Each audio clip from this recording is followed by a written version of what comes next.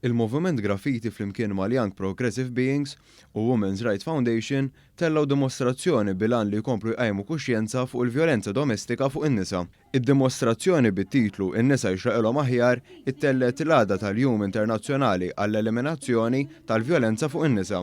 Laqdiet volontarji esebew 16 il-par sarbun li kienu ta' 16 il-vittma mara li nqatlu missieħeb jew ir-raġel tagħhom sa mill-2010 lil hawn.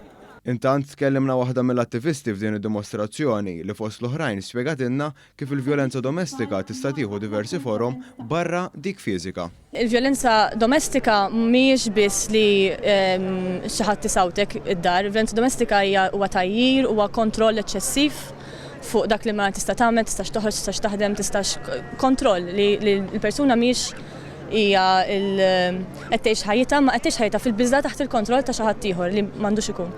Hija għamlet referenza għall-istereotipi li l-vittmi jiltaqgħu magħhom fejn ma jkunux emnuti jew inkella jgħidu li l-każ seħħ kawża ta' ilbies jew il-post fejn il-vittma tkun marret. Għaldaqstant din it-tip ta' attitudni għalkemm hija tal-ftit tista' twassal għal ċertu nisa jgħixu ta' kuljum f'sens ta' biża'.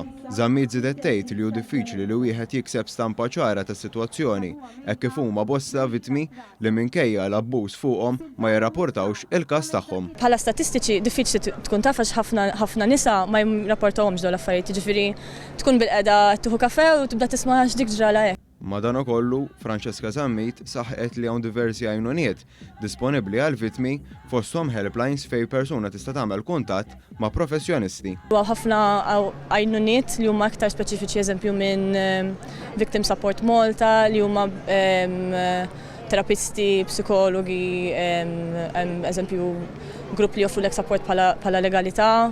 Hija temmet tappella li kull minnu vittma jew jaf xi vittma ta' kwalunkwe forma ta' vjolenza sabiex jikseb l-għajnuna.